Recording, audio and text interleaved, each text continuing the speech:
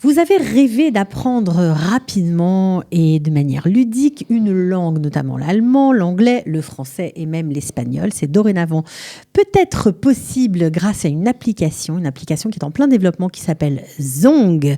Vous vous demandez de quoi il s'agit? Eh bien, restez avec nous, on va tout vous raconter. Coup de pouce, découvrez le savoir-faire et les idées des entrepreneurs au ligne. Tony Danon, bonjour. Bonjour. Alors, on est ravis de vous accueillir parce que vous êtes depuis 1 an et demi en Israël et vous bouillonnez déjà d'idées et de projets.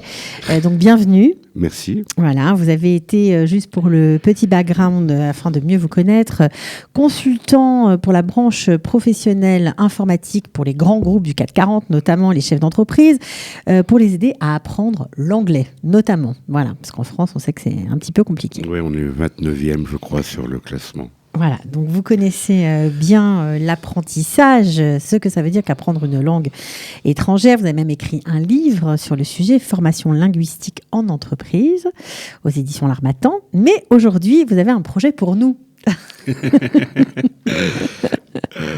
Et ça nous fait plaisir. Alors, qu'est-ce que c'est que Zong ? Alors, Zong, c'est une histoire. Zong, c'est un dessin animé avec un début, un milieu et une fin. Et c'est aussi, enfin, c'est surtout une méthode d'apprentissage des 4 langues que vous avez citées tout à l'heure. Ce sont des langues. On peut aussi rajouter d'autres langues. Pour l'instant, c'est 4 langues. Pour l'instant, c'est 4 langues, mais on peut très bien. Il n'y a pas l'hébreu, hein. J'ai pas cité l'hébreu. Il n'y a pas encore l'hébreu, mais on pourrait très bien l'adapter à l'hébreu.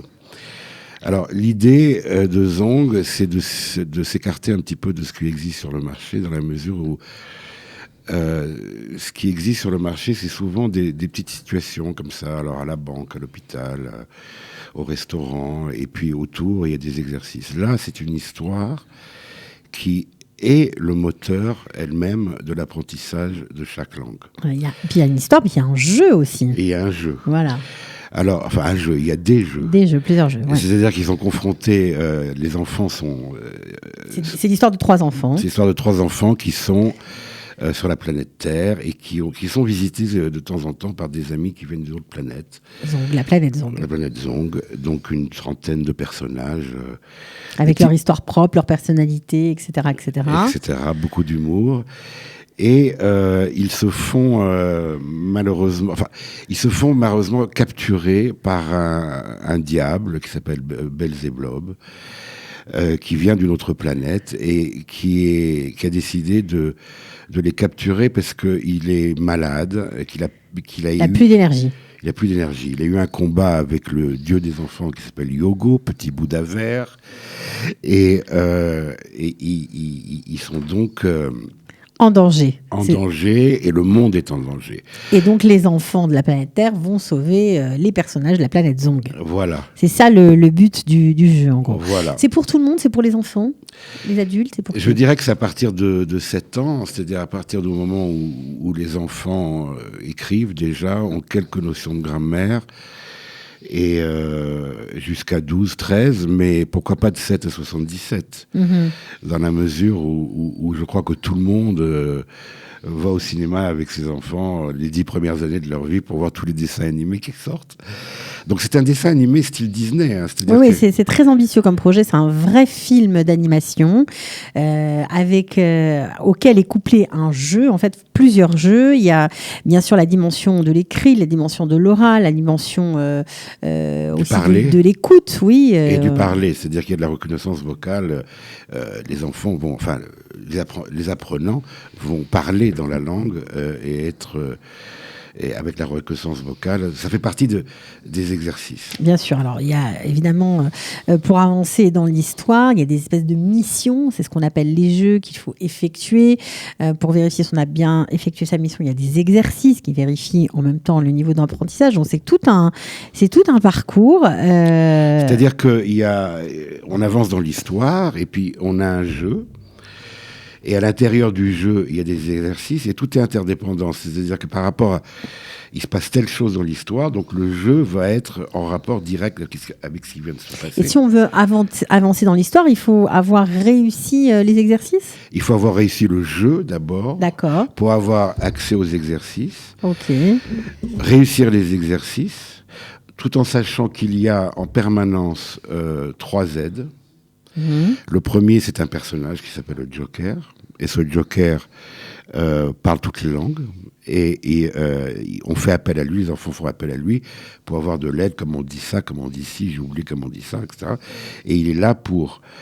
Il y a aussi 2 grandes bases de données qui sont le Dicomo, donc c'est un dictionnaire qui contient tous les mots qui sont prononcés qui sont dans l'histoire. Dans Zong. Et voilà. une grammaire qui s'appelle la grammagie, et qui contient toute la grammaire. Donc ça part d'un niveau débutant, jusqu'à un niveau intermédiaire. Et on peut prendre l'histoire au milieu aussi. C'est-à-dire que si on n'est pas complètement débutant, on peut commencer. Ouais, voilà. Donc ils ont accès. Attends, je termine. Ils ont accès à ce. Donc on rentre dans le jeu. Il faut réussir le jeu. Si on a bien réussi le jeu, on peut accéder aux exercices. Ouais. On fait les exercices. Il y en a 3 ou 4 ou 5 par jeu. Pour pouvoir effectivement illustrer la partie parlée, écrite, lue, etc. Et il y a un jeu de sortie qu'il faut également réussir pour ensuite avoir accès à la suite de l'histoire. Alors, vous portez ce projet depuis longtemps. Un moment, oui, parce que c'est quelque chose auquel vous croyez beaucoup. Énormément. Pourquoi ? Parce que je pense que les enfants ne sont pas des idiots. Okay. Je pense que les enfants méritent d'avoir quelque chose à la hauteur de leurs espérances. Et pourquoi je pense qu'un dessin animé comme ça, qui sert à apprendre une langue avec du jeu, est quelque chose qui va forcément les motiver. C'est-à-dire qu'ils sont chargés, l'apprenant est chargé d'une mission. Il faut qu'il sauve le monde. Et pour sauver le monde, il faut parler la langue en question. Voilà. La langue des gens qu'on doit sauver, parce que sinon on ne peut pas communiquer. Donc c'est Exactement. vraiment un moteur très puissant. Voilà. Alors, qu'est-ce qu'on peut vous apporter comme aide aujourd'hui ? Vous êtes là depuis peu de temps, 1 an et demi en Israël, c'est pas beaucoup. Qu'est-ce que vous cherchez pour mettre en place ce beau projet ? Je cherche une équipe. Je cherche des informaticiens, des développeurs. Je cherche des graphistes qui vont pouvoir faire le dessin animé. Et forcément une équipe pédagogique. Enfin, moi, je peux me charger de l'anglais et du français, mais j'aurais besoin d'aide pour l'espagnol et pour l'allemand, et éventuellement pour d'autres langues. Mais il faut des sous aussi pour réaliser cette affaire-là, j'imagine. Il faut des sous. Donc j'ai besoin de sous. C'est pas plus compliqué que ça. Des investisseurs. Des investisseurs, oui. Ouais, pour vous aider à concrétiser ce projet. Voilà. Mais j'y crois beaucoup parce que c'est un produit global. En ce sens que si vous êtes je sais pas, chilien et que vous voulez apprendre l'anglais, toute l'Amérique latine est concernée. Même chose pour l'Amérique du Nord qui apprend l'espagnol, sans parler des Européens qui veulent peut-être apprendre l'allemand. Bon, je pense que le faire en chinois, ce serait une excellente idée parce qu'il y a énormément de Chinois qui apprennent l'anglais aujourd'hui. Donc vous pensez que c'est vraiment un outil qui va révolutionner l'apprentissage des langues? Oui, je crois. Ouais. J'y crois. Il faut faire l'hébreu, c'est obligatoire. Mais bien sûr. Mais oui. Bien sûr. Bien sûr. Ouais. Voilà. Donc je pense que il faut motiver les enfants. Il faut leur donner une raison d'apprendre. Et la raison, forcément, sauver le monde, il n'y a pas mieux. Il n'y a pas mieux. Bon, en tout cas, Tony Danon vous souhaite bonne chance dans votre projet. Comment fait-on pour vous contacter ? Si quelqu'un a écouté l'émission et a trouvé votre projet passionnant, on fait comment ? J'ai un mail, j'ai un téléphone.